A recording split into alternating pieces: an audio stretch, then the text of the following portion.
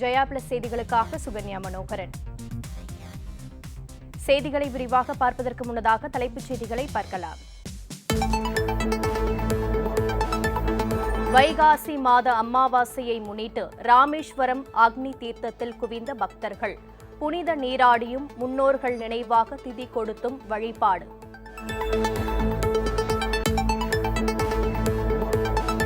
பஞ்சு மற்றும் நூல் விலை உயர்வை கட்டுப்படுத்த வேண்டும்.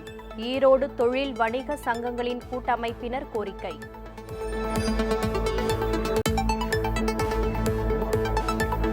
நாகர்கோவில் அருகே தனியார் நர்சிங் கல்லூரி முதல்வர் மீது மாணவிகள் சரமாரி புகார். சாதி ரீதியாகவும் பாலின ரீதியாகவும் பேசுவதாக கூறி பெற்றோர்கள் முற்றுகை போராட்டம்.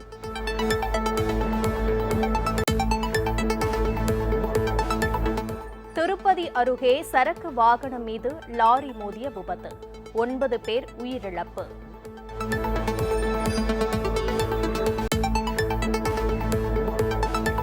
கொரோனா தொற்றால் பெற்றோரை இழந்த குழந்தைகளுக்கு கல்வி உதவித் தொகை காணொலி காட்சி வாயிலாக வழங்கினார் பிரதமர் மோடி.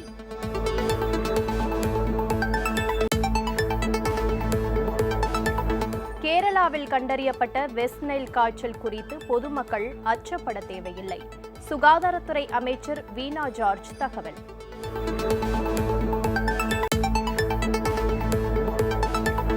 இந்தியாவில் கள்ள நோட்டுகள் புழக்கம் 2 மடங்கு அதிகரிப்பு. ரிசர்வ் வங்கி அதிர்ச்சி தகவல்.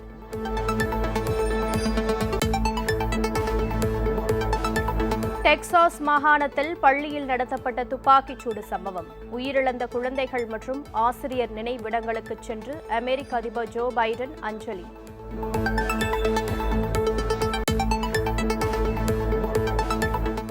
யுக்ரைன் மீது தொடர் தாக்குதல் நடத்தி வரும் ரஷ்யா. கார்கிவ் பிராந்தியத்தில் ராணுவ வீரர்களின் நிலை குறித்து ஜெலன்ஸ்கி நேரில் ஆய்வு.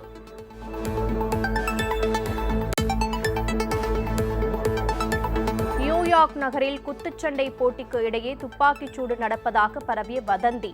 பார்வையாளர்கள் அலறியடித்து ஓடிய போது பலர் காயம்.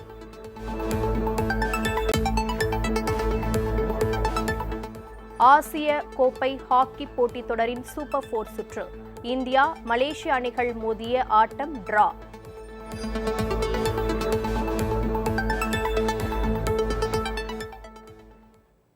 இனி விரிவான செய்திகள். வைகாசி மாத அமாவாசையையொட்டி ராமேஸ்வரத்தில் உள்ள அக்னி தீர்த்த கடற்கரையில் ஏராளமானோர் தங்களது முன்னோர்களுக்கு தர்ப்பணம் கொடுத்தனர். உலக பிரசித்தி பெற்ற ராமேஸ்வரம் ராமநாத சுவாமி கோவிலில் வைகாசி மாத அமாவாசையான இன்று ஏராளமான பக்தர்கள் சுவாமி தரிசனம் மேற்கொண்டனர். முன்னதாக கோவிலில் உள்ள அக்னி தீர்த்த கடற்கரையில் புனித நீராடிவிட்டு தங்களது முன்னோர்களுக்கு தர்ப்பணம் கொடுத்தனர். வைகாசி மாத அமாவாசை என்பதாலும் பள்ளி விடுமுறையாலும் 22 தீர்த்தங்களில் குளிப்பதற்கு மக்கள் கூட்டம் அலைமோதுகிறது. கூட்டத்தை கட்டுப்படுத்த போலீசார் தீவிர ரோந்து பணியில் ஈடுபட்டுள்ளனர். கன்னியாகுமரி மாவட்டம் நாகர்கோவில் அருகே செயல்படும் ஒரு தனியார் நர்சிங் கல்லூரி முதல்வர் சாதி ரீதியாகவும் பாலின ரீதியாகவும் தகாத வார்த்தைகளால் பேசுவதாக புகார் தெரிவித்து மாணவிகள் போராட்டத்தில் ஈடுபட்டனர். கல்லூரி அருகே பதாகைகளை ஏந்தியபடி போராட்டத்தில் ஈடுபட்ட மாணவிகள் கல்லூரி முதல்வர் ரீனா இவான்சி மீது உரிய நடவடிக்கை எடுக்க வேண்டும் என கோரிக்கை விடுத்தனர். கல்லூரி நிர்வாகத்திடம் புகார் தெரிவித்தும் எந்தவித நடவடிக்கையும் எடுக்கப்படவில்லை என்றும் மாணவிகள் குற்றம் சாட்டினர். போராட்டத்தின் போது மாணவிகளின் பெற்றோர்களும் ஆசிரியர்களை முற்றுகையிட்டு வாக்குவாதத்தில் ஈடுபட்டதால் சிறிது நேரம் பரபரப்பு நிலவியது. கிளாஸ்ல எல்லாரும் ஸ்டடிக்கு இருக்கிறோம். வந்து குரூப் பிரபாகாயிட்டு நீ என்ன ஜாதி எங்களுக்குள்ள கூட நாங்க இந்த ஜாதி எல்லாம் பாக்குறதுல சார். நீ என்ன ஜாதி இப்ப எல்லாரையும் தனித்தனியா பிரிச்சு வச்சிருக்கு. ஏன்னா நாங்க சேர்ந்துருவோமா குரூப்பா இருந்து ஸ்டடி பண்ணிட்டு இருக்கோம். அது கேக்குறாங்க எல்லாரும் சேர்ந்து ஒரு பையனையே கட்டுங்க அப்படி. எங்களுக்கு பிள்ளைங்க கேட்டு பாருங்க, யாருமே இந்த மாதிரிலாம் இல்லை. எல்லாருமே எல்லாரும் ஃப்ரெண்ட்ஸ் தான். இது காலேஜ்ல நிம்மதியா இருக்கவே முடியல. நான் எப்ப பார்த்தாலும் இந்த கிளாஸ் பார்த்து பழகிற இந்த வெக்கரிங் பிள்ளைகள் கொஞ்சம் பேர் இருக்காங்க. அவங்களுக்கு வந்து அப்பா இறந்தனால நீ வெக்கரிங் படிக்கிற நாய் தானே, நீ உனக்கு இவ்வளவு திமுறா அப்படின்னு கேட்காங்க. அந்த பிள்ளைகளை சும்மா கூப்பிட்டு கொடுத்துருக்காங்க. ரொம்ப கொச்சப்படுத்தி பேசுறாங்க. எங்க பிரின்சிபல் மேம் தான் பேசுறாங்க. அப்புறம் எங்களால் ஹாஸ்டல் நிம்மதியா இருக்க முடியல. அங்க ஒரு ஹைஜீன் இல்லை. இந்த பிள்ளை எல்லாம் குரூப் மாற்றி படுத்ததுக்கு எல்லாருக்கும் 500 ரூபாய் ஃபைன். அப்படி எல்லாருக்கிட்டே 500 ரூபாய் கலெக்ட் பண்ண அவங்க முட்டுக்கால விட்டு வரும். இதெல்லாம் வச்சு என்ன பண்ண போறாங்கன்னு தெரியல. ஹாஸ்டல் இப்போ கொஞ்ச நாள் இல்லை பிள்ளை ஒரு வாரமா எங்க ஒரு வாரத்துக்கு முன்னாடி கூப்பிட்டாங்க.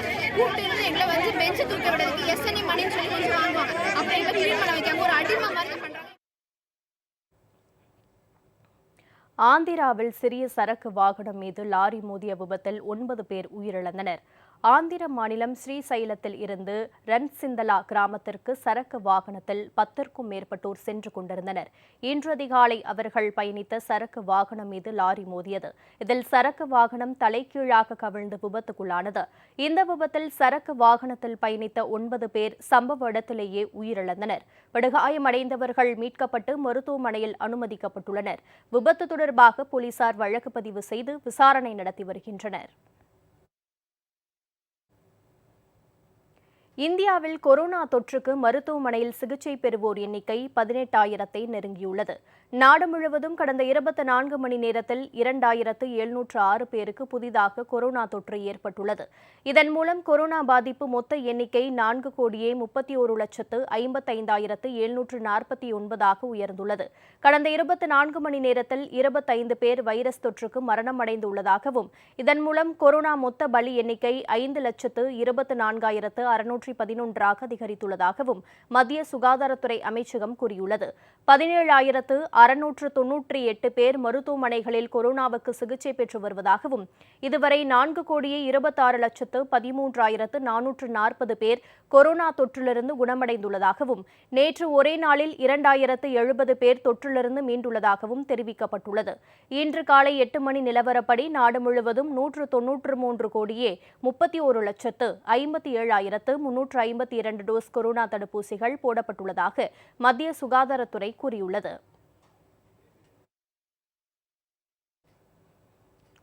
வாரத்தின் முதல் வர்த்தக நாளான இன்று இந்திய பங்குச்சந்தைகள் ஏற்றத்துடன் தொடங்கின.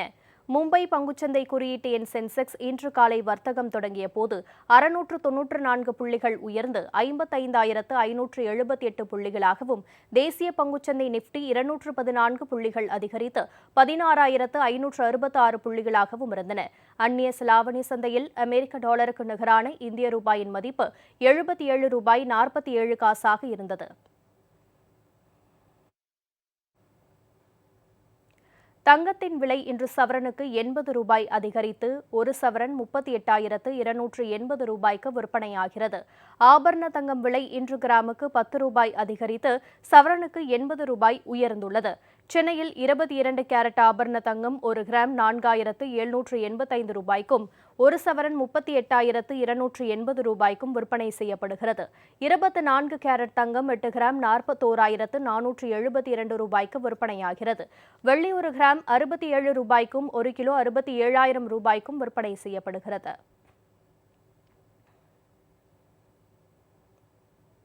ரேஷன் கடைகளில் கைரேகை பதிவுக்கு பதில் கண் கருவிழி பதிவு மூலம் பொருட்கள் வழங்கப்படும் என உணவுத்துறை அமைச்சர் திரு சக்கரபாணி தெரிவித்துள்ளார். மதுரை விமான நிலையத்தில் செய்தியாளர்களிடம் பேசிய அவர், தமிழ்நாடு முழுவதும் ரேஷன் கடைகளில் பொருட்கள் வாங்க கைரேகை பதிவுக்கு பதில் கண் கருவிழி பதிவின் அடிப்படையில் பொருட்கள் வழங்கப்படும் என்றும், அதற்கான நடவடிக்கைகள் எடுக்கப்பட்டு வருகிறது என்றும் கூறினார். மேலும் ரேஷன் அரிசி கடத்தலில் யார் ஈடுபட்டாலும் கடுமையான நடவடிக்கை எடுக்கப்படும் என்றும் திரு சக்கரபாணி எச்சரித்தார். இனிமேல் கடத்தல் அரிசி எங்கே சென்றாலும் அதை பிடிப்பதற்கு பல்வேறு ஏற்பாடுகளை செஞ்சுருக்கு. குறிப்பாக குடோன்கள் எல்லாம் இப்போ சாக்கில் போகுதுன்னு வச்சுக்கோங்க, அரிசி அது ரேஷன் கடைக்கு போகுது, அது பொதுவாக தான் போகுது. ஆனால் அதுக்கு எந்த குடோன் இருந்து, ஏன்னா தமிழ்நாட்டில் 286 குடோன் இருக்குது. 286 குடோனில் அரிசி அந்த ரேஷன் கடைக்கு செல்லுகின்ற நேரத்தில் எந்த சாக்கு மூட்டை எங்கே போகுதுன்னு தெரியாது சில இடங்களில். அதுக்காக அந்த 256 குடோன்லையுமே ஒவ்வொரு குடோனுக்கு கோட் நம்பர் கொடுத்துலாம்னு இருக்கிறோம். அந்த அரிசிக்கு எங்கேருந்து கடத்தப்படுகிறது என்பதெல்லாம் கண்டறிவதற்கு எல்லாம் சில வழிமுறைகளை இன்றைக்கி நடைமுறைப்படுத்தலாம்னு முடிவு செய்திருக்கிறோம். வயல்வெளியில் நிறைய பேர் வேலை செஞ்சுட்டு வந்து அந்த பயோமெட்ரிக்கில் பொருள் வாங்க முடியாத சூழ்நிலை இருக்குது. அதுக்கு தான் இந்தியாவில் பல்வேறு மாநிலங்களில் 100% கண் கருவிழி மூலமாக பொருட்களை வாங்குவதற்கு இன்றைக்கி அவங்களாம் ஏற்பாடு செஞ்சுருக்காங்க. கண் கருவிழி மூலமாக அந்த பொருள்களை வழங்குவதற்கு ஏற்பாடு செய்யப்பட்டிருக்குது. செய்ய போகிறோம். செஞ்ச பின்னு பொதுமக்களுக்கு அது நல்ல முறையில் பயன் தரக்கூடிய வகையில் அமைந்தால் தமிழகம் முழுவதும் இருக்கின்ற அத்தனை நியாய விலைக் கடையிலும் கண் கருவிழி மூலமாக பொருளை பெறுவதற்கு ஏற்பாடு செய்யும். பஞ்சாபி பாடகர் சித்து மூஸ்வாலாவுக்கு வழங்கப்பட்டு வந்த பாதுகாப்பு வாபஸ் பெறப்பட்ட மறுநாளே அவர் படுகொலை செய்யப்பட்டுள்ளார். பஞ்சாபைச் சேர்ந்த பாடகர் சித்து மூஸ்வாலா கடந்த ஆண்டு டிசம்பர் மாதம் காங்கிரஸில் சேர்ந்தார். கடந்த பிப்ரவரியில் நடைபெற்ற பஞ்சாப் சட்டப்பேரவைத் தேர்தலில் மான்சா தொகுதியில் காங்கிரஸ் சார்பில் போட்டியிட்டவர் 63,000 வாக்குகள் வித்தியாசத்தில் தோல்வியடைந்தார். பாடகர் சித்து மூஸ்வாலா உள்ளிட்ட 424 பேருக்கு பஞ்சாபில் போலீஸ் பாதுகாப்பு வழங்கப்பட்டு வந்தது. 424 பேருக்குமான பாதுகாப்பை முதலமைச்சர் திரு பகவந்த் மான் தலைமையிலான ஆம் ஆத்மி அரசு நேற்று முன்தினம் வாபஸ் பெற்றது. பாதுகாப்பு வாபஸ் பெறப்பட்ட மறுதினமே சித்து மூஸ்வாலா நேற்று படுகொலை செய்யப்பட்டார். இந்த சம்பவம் பஞ்சாபில் பெரும் பரபரப்பை ஏற்படுத்தியுள்ளது. பஞ்சாபி பாடகர் சித்து மூஸ்வாலா சுட்டுக் கொல்லப்பட்ட சம்பவத்திற்கு கனடாவை மையமாக கொண்டு செயல்படும் கேங்ஸ்டர் குழு பொறுப்பேற்றுள்ளது. சித்து மூஸ்வாலா சுட்டுக் கொல்லப்படுவதற்கு சில நிமிடங்களுக்கு முன் மான்சா பகுதியில் அவர் சென்ற வாகனத்தை 2 கார்கள் பின்தொடர்ந்து செல்லும் சிசிடிவி காட்சி வெளியாகியுள்ளது. பாடகர் சித்து மூஸ்வாலா படுகொலை சம்பவத்தில் பஞ்சாப் ஆம் ஆத்மி அரசை டிஸ்மிஸ் செய்ய வேண்டும் என்று காங்கிரஸ் வலியுறுத்தியுள்ளது. பாடகர் சித்து மூஸ்வாலா படுகொலை சம்பவத்தில் தொடர்புடைய குற்றவாளிகளுக்கு மிக கடுமையான தண்டனை வழங்கப்படும் என்று ஆம் ஆத்மி ஒருங்கிணைப்பாளரும் டெல்லி முதலமைச்சருமான திரு அரவிந்த் கெஜ்ரிவால் தெரிவித்துள்ளார். இதனிடையே கொலை மிரட்டல் இருந்த நிலையில் பாடகர் சித்து மூஸ்வாலாவுக்கு அளித்து வந்த போலீஸ் பாதுகாப்பை வாபஸ் பெற்றதற்கு பஞ்சாப் ஆம் ஆத்மி அரசுக்கு காங்கிரஸ் கட்சி கடும் கண்டனம் தெரிவித்துள்ளது. பஞ்சாபை ஆட்சி செய்யும் தார்மீக அதிகாரத்தை அக்கட்சி இழந்துவிட்டதாக காங்கிரஸ் குற்றம் சாட்டியுள்ளது. பஞ்சாப் ஆம் ஆத்மி அரசை டிஸ்மிஸ் செய்ய வேண்டும் என்றும் காங்கிரஸ் வலியுறுத்தியுள்ளது.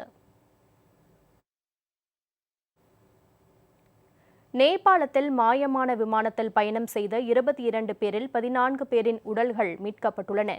நேபாளத்தில் தாரா ஏர் நிறுவனம் சார்பில் பயணிகள் விமானம் நேற்று காலை இயக்கப்பட்டது. பொகாகராவிலிருந்து ஜோம்சாம் என்ற இடத்திற்கு 3 விமானிகள் மற்றும் மும்பையைச் சேர்ந்த 4 பேர் உட்பட 19 பயணிகளுடன் காலை 9:55 மணியளவில் விமானம் புறப்பட்டது. மலை மாவட்டமான மஸ்டாங்கில் விமானம் புறப்பட்ட போது தொடர்பு துண்டிக்கப்பட்டதால் விமான நிலைய அதிகாரிகள் தெரிவித்தனர். விமானம் மாயமானதை தொடர்ந்து தேடும் பணிகள் முடுக்கிவிடப்பட்டுள்ளன.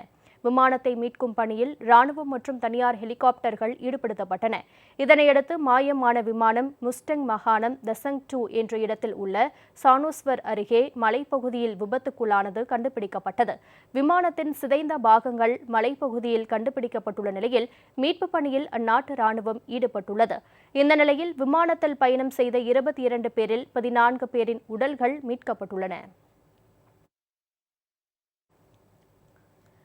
மாநிலங்களவை உறுப்பினர் பதவிக்கு போட்டியிட வாய்ப்பு வழங்கப்படாத நிலையில் 18 ஆண்டுகள் காத்திருப்பு ஏமாற்றம் அளிக்கிறது என மகிழா காங்கிரஸ் பொதுச் செயலாளரும் நடிகையுமான நக்மா ட்விட்டரில் அதிருப்தி தெரிவித்துள்ளார். சத்தீஸ்கர், ஹரியானா, கர்நாடகா மற்றும் மத்திய பிரதேசம், மகாராஷ்டிரா, ராஜஸ்தான், தமிழ்நாடு உள்ளிட்ட மாநிலங்களுக்கான 10 பேர் கொண்ட வேட்பாளர்கள் பட்டியலை காங்கிரஸ் கட்சி நேற்று வெளியிட்டது. இதில் மகாராஷ்டிரா மாநிலம் மும்பையை இருப்பிடமாக கொண்டுள்ள நடிகை நக்மா பெயர் இடம்பெறவில்லை.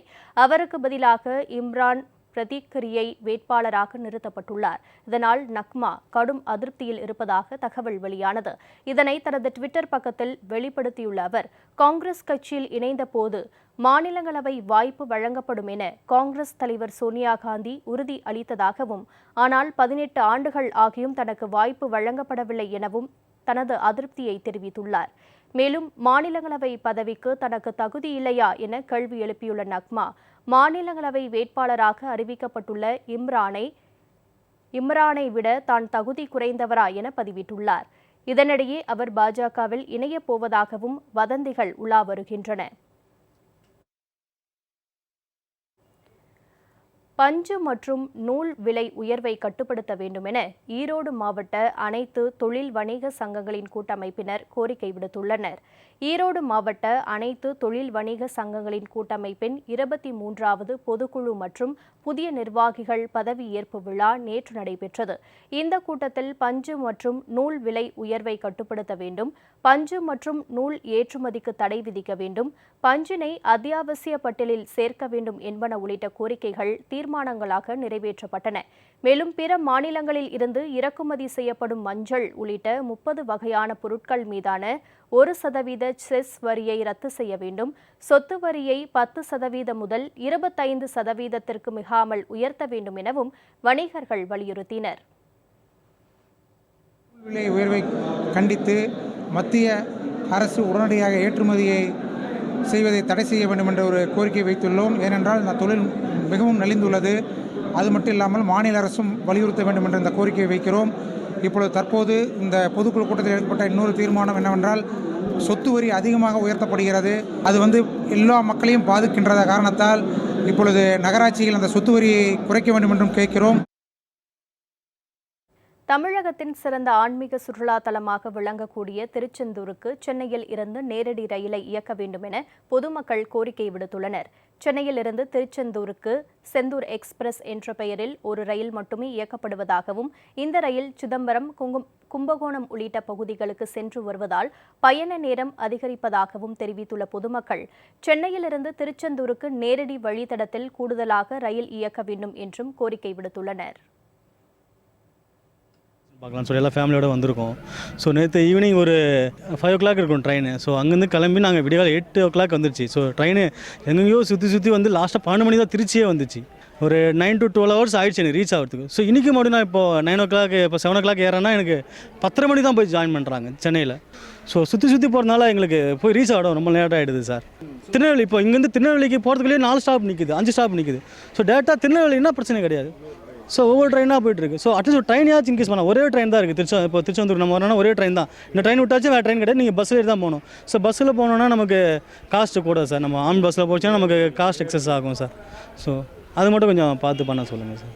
இன்னைக்கு 7 மணிக்கு புறப்படுற ரயில் நாளை காலையில் 11 மணிக்கு தான் போய் சேரும். இதில் 5 மணி நேரம் கால விரயம் நடக்கிறது. அதனால்தான் அனைவரும் பஸ்ஸில் பயணிக்கிறோம். இந்த கால நிறையம் வீணடிப்பதை, எங்களை மீட்டெடுப்பதை இந்த அரசாங்கம் உடனடியாக காப்பாற்ற வேண்டும். திருச்செந்தூருக்கு நேரடி ரயில் விடக்கோரி இந்த திருச்செந்தூர் முருகனை சந்திக்க வரக்கூடிய பயணிகளுக்கும் காலதாமதம் இல்லாமல் வந்து செல்ல இந்த அரசு உடனடியாக முடிவெடுக்க வேண்டும். புதுக்கோட்டை அருகே நடைபெற்ற மீன்பிடி திருவிழாவில் கிராம மக்கள் கலந்து கொண்டு மீன்களை கூடையாக அள்ளிச் சென்றனர். புதுக்கோட்டை மாவட்டம் பொன்னமராவதி அருகே இருக்கும் காட்டுப்பட்டி கிராமத்தில் மழை பெய்யவும் விவசாயம் செழிக்கவும் மீன்பிடி திருவிழா நடத்தப்பட்டது. இதில் சுற்றுவட்டார பகுதிகளைச் சேர்ந்த 100க்கும் மேற்பட்ட கிராமங்களைச் சேர்ந்த ஆயிரக்கணக்கான பொதுமக்கள் கலந்து கொண்டனர். அவர்கள் அதிகாலையிலேயே கண்மாயில் குவிந்து மீன்களை பிடித்தனர். இதில் கழுத்தி, குரவை, ஜிலேபி, கெண்டை, ஐயிரை, கட்லா, விரால் ஆகிய மீன்கள் கிடைத்தன. கண்மாயில் பிடித்த மீன்களை வீடுகளுக்கு கொண்டு சென்று சாமி தரிசனம் செய்து சமைத்து சாப்பிட்டனர்.